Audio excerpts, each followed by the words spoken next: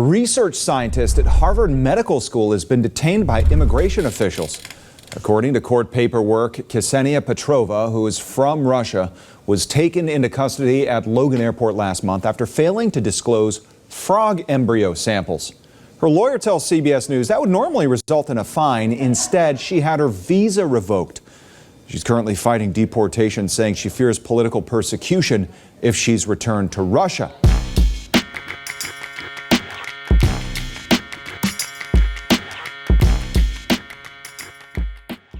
What's up, YouTube? What's up, Family Liberty? Drill Sergeant, aka Admin Doug here. I have a story that needs to be told because a lie unchallenged becomes the truth. And the story starts here. Cassenia Petrova didn't come to America to be a martyr. She came here to study how life repairs itself, believe it or not. Irony of all ironies that someone who devoted their life to resisting death could so easily be swept up by a system designed for death itself. At just 30 years old, she was already pushing the boundaries of what we think is possible in biology: age reversal, cellular regeneration. Petrova didn't just study science, she lived it.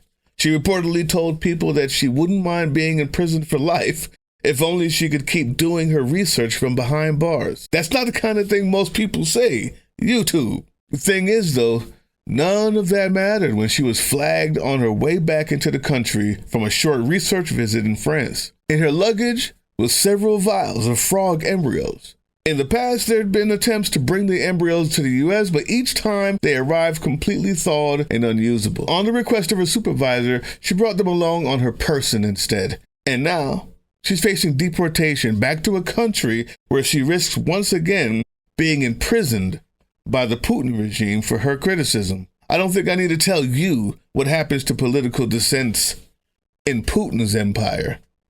Well, pretty much the same thing that's going to be happening to political dissents here in Trump's empire. I digress. The absurdity here is profound. We're punishing someone for bringing life across a border, for carrying the raw materials of discovery into a nation that claims to worship innovation, or used to at least. And what are we giving her in return?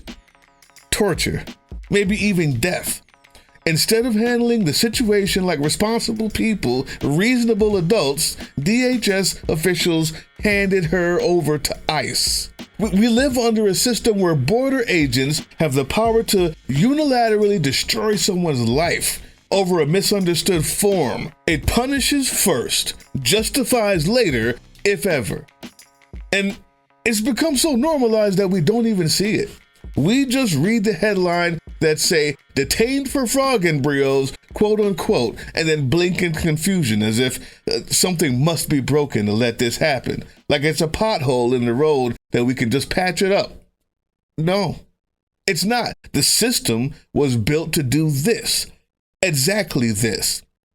It's built to disappear people, built to terrify and destabilize, built to extract labor and obedience and silence, all for the sake of profit, and for some, all for the sake of hate. Quite frankly, one of the biggest changes in my lifetime is that completely predictable motivator of profit is no longer the only one. Hate is actually more of a motivator, or at least as much, in an administration with, say, Stephen Miller in it. You still unsure? You don't know what it's like. I know. You see, here's what happens once ICE gets its claws into someone like Petrova. You're funneled into a legal black hole. You have no right to a court-appointed lawyer. You may not even be told what's happening. Many are held in privately run detention centers where companies like GEO Group and Core Civic make profit off of every single person that they can chuck into a cage. And these centers cut costs wherever they can. Food, healthcare, basic hygiene, and they operate with very little oversight. This grotesque system is not designed for temporary processing. It is designed to grind people down. Psychological warfare via flickering fluorescent lights and unbroken schedules. Deliberate uncertainty is the name of the game. You have your hearing delayed. Again. You miss your lawyer's call. You're handed forms to sign that you can't even read. You sleep under a tattered Mylar blanket and wake up to a wannabe Gestapo thug screaming in your face about paperwork. This is about creating a deterrent, not just to the person inside, but to everyone watching at home, that it can happen to you. And the truth is, it can. Cassenia Petrova has a name, a face, a story. She has headlines. She has scientists rallying behind her. She even has senators and representatives supporting her. Why? Well, because she checks all the boxes that force the liberal to look twice. Because she's white, and because she's a scientist. She fits the mold of a sympathetic victim, which, in a country where empathy is filtered through race and status, is a hell of a privilege. We know her name because of that privilege. That's it. But where are the names of the 48 people who were disappeared by ICE in New Mexico back in March? 48 human beings arrested in what ICE publicly framed as a crackdown on serious offenders, and yet no one can seem to find them. Advocacy groups, the ones who always have to clean up after state violence, reported that they couldn't identify a single one of them. Just gone. No senator, no representative. No one there to give that story the headline it deserves. This didn't make a headline the way the Petrova did. They disappeared not just from physical space, but from emotional space, from the public's bandwidth for concern, totally and utterly forgotten to the passage of the headlines. And why? Because they didn't trigger that deep lizard brain flicker of this could be me in the mind of the American liberal. And I'm speaking to liberals here simply because trying to speak to MAGA about this is like trying to tell a snake not to eat its dinner. They love this. We're not supposed to. We're supposed to keep that eye open, that knife hand ready to draw for Cassenia Petrova, as well as the 48. But they were invisible before the arrests, and somehow even more afterwards. Petrova's story is tragic, yes, but it's also a rupture in the normal flow of American empathy. That's why we hear it. It's a rupture in that normal flow. It's rare enough to get people to even blink on a normal occasion. In America, empathy is a luxury good. And like all luxury goods, it's reserved for those who can afford it. Or more accurately, for those whose appearance and social value match the expectations of the people watching the injustice unfold. That's the context. That's why her story landed so strongly for some. She wasn't supposed to be the one in the cage. It disrupts the internal narrative that so many people with privilege cling to, that the system, while flawed, only targets people who are somehow deserving of it. The lie that the border enforcement is about dangerous criminals, that immigration detention is a regrettable necessity, that something separates those people from us. It's the same reason why Mexican Americans, Cuban Americans voted against themselves, their own people, because they got a little bit of privilege and they're feeling it. And the first thing they say to a camera while being interviewed by the same people who hate them is, "I'm not like those ones coming across the border now. They're all criminals." It really helps to buoy that privileged spirit. So they drink it in and they believe it. And then someone like Petrova gets snatched, and it short circuits the myth. Suddenly, the veil slips. Suddenly, the panic sets in. If it can happen to her, ho. Commence the pearl clutching. But here's the thing. YouTube, Family Liberty, it could have always happened to you. You were never protected by justice. You were protected by probability. That's it. And by the selective attention of a society that still sees whiteness and status as some kind of moral armor. It's not that people can't be brought to care about the victims. It's that the system trains them not to, making those lives feel distant, foreign. It filters them out of the moral frame and tells you you don't need to understand that. They're not like you, or that's over there. Meanwhile, Petrova, the liberal brain, can imagine her in your lab. You can imagine her in your workplace, your friend circle. And so now when it's her, suddenly it's a tragedy. And again, the liberal mind is not some MAGA, twisted, brainwashed test tube voter. This is a human response that we have to overcome. This is a human response that we have to recognize. That's why I'm telling this story. It's not an indictment, it's a recognition. And I'll repeat again how I started. A lie, unchallenged, becomes the truth. So we exist. So political drain exists. And the truth is, the tragedy of Petrova, that's not empathy, that's narcissism, disguised as concern.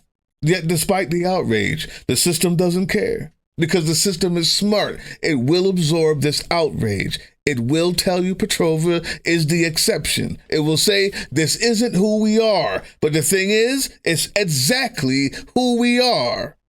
It's who we've been since the start. We'll be right back right after these words from Herb Digital on our Twitch channel. What up, Twitch? What up, Twitch? What up, Twitch? It's your boy Herb Digital. Herb Digital. Herb Digital. Hopped out the Bionic 5, now I'm on iRacing Live. When I'm not dunking on incels or smacking racists, I like to settle down with a little music. If you want to catch me racing, ooh, nobody can catch me racing.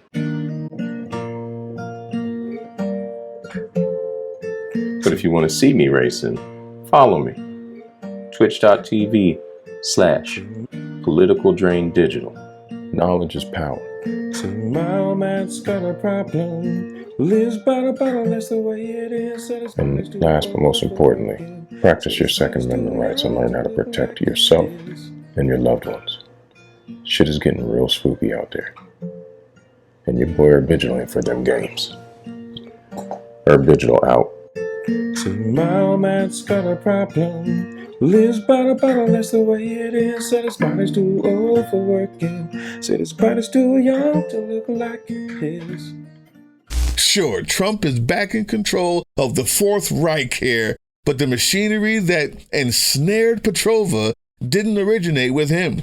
It was built over generations, people, built on the bones of genocide and colonization, refined by successive administrations. During the Obama administration, deportations reached unprecedented levels. His administration expanded ICE's reach, increased funding for detention facilities, and deepened the database infrastructure that now tracks, flags, and targets migrants with algorithmic efficiency.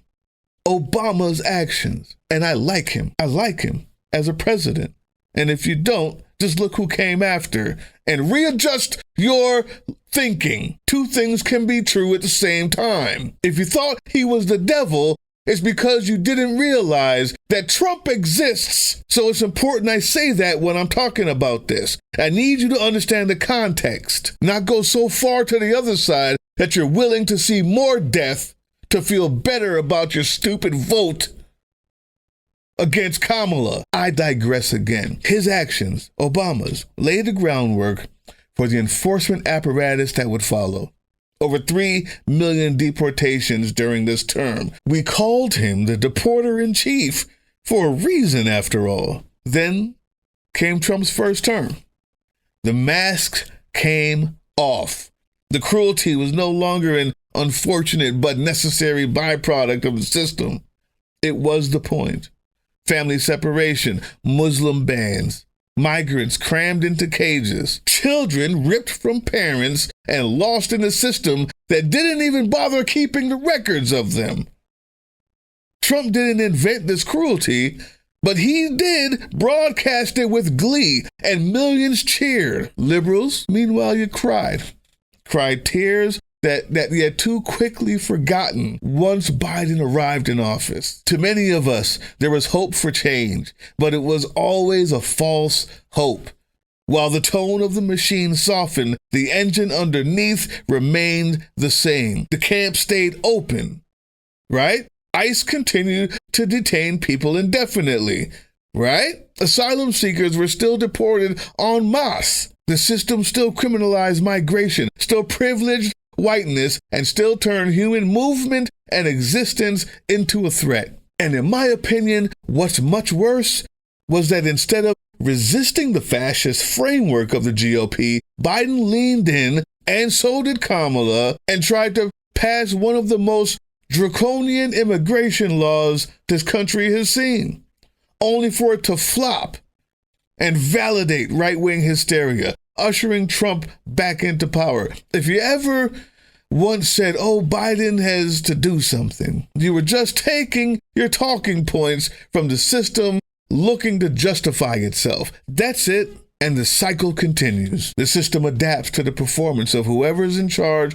with the core function of remaining unchanged: control, punishment, erasure. It just survives by adapting its facade while maintaining its oppressive core. And unless we confront that reality, people like Cassenia Petrova will keep falling into the gears, one after the other. Today, they'll send you to an ICE detention facility and CCOT. Tomorrow, it's places like Rwanda. You haven't heard that news yet? Yeah, I know. Just for another video. But they're already in talks. That's the Cliff Notes. With Rwanda. Why am I here? I'm here to remind you. Activists warned you. Migrants warned you. Abolitionists, organizers, whistleblowers, they all warned us. They warned you for years. Fucking decades. The signs were bright red and screaming, and damn near not a single person seemed to care. Maybe one, maybe two, but none of it reached us, the collective. Perhaps we didn't recognize the people it was happening to. Maybe they didn't look like us. And now for the more painful layer of that statement, the group that has the most privilege and the most power. Maybe they didn't look like you. So now what's happening to someone who does, and now you feel it. Now it's real. Good. Let that discomfort at your apathy settle in. Let it hurt. But don't you dare pretend this is new. We've long lived under a state that can seize you, cage you, deport you, regardless of your contributions, your credentials, or your intention, or your nationality. That is what power does. I mean, that's what power does when it goes unchallenged. It spreads. It tests who it can get away with breaking, and it learns fast. We're long past the time for warnings. This is the aftermath of all the warnings you didn't listen to. And now that you've seen it, what are you going to do?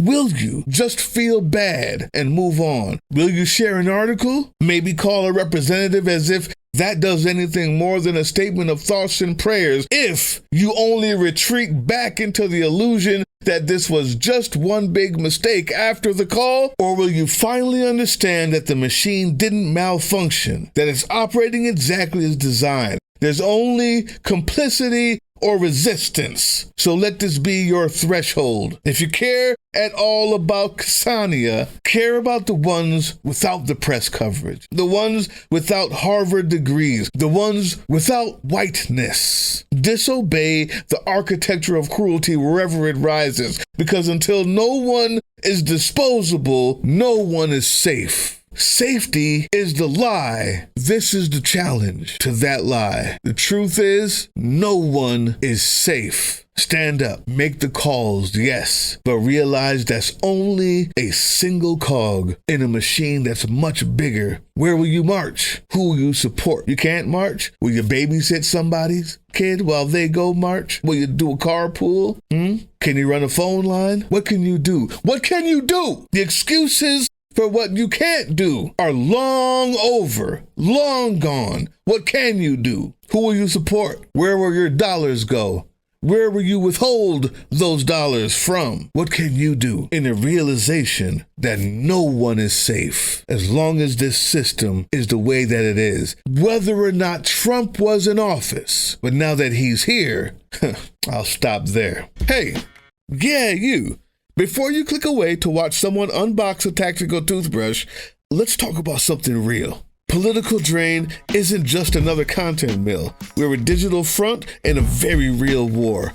Not with bullets, but with ideas, with action, and with solidarity. We pair urgent news with critical education. And we build community around actual resistance, not the hashtag kind. The kind that moves. But here's the thing. None of this is free. It isn't.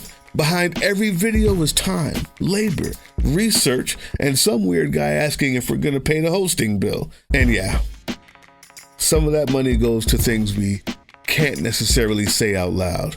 If you know, you know. Let's just say our special ops aren't Call of Duty LARPers. They're people making real moves to protect, uplift, and organize. You're not just funding a channel. You're funding a resistance network in a world where capital still calls the shots. Unfortunately, in a system built on artificial scarcity, even mutual aid has a price tag. And if we want to grow, if we want to win, we need your help. We need your help. So if you've got even a few bucks to spare, toss it our way. It's not for ads, it's not for merch drops, but for people making moves in the shadows so others can do it in the light. It's just us and you. So fund the mission, fund the fight, fund the future, because nobody's coming to save us. We save each other. That's how this works. Follow us on all these things you see here, and our link tree is in the description. Maybe even get some merch.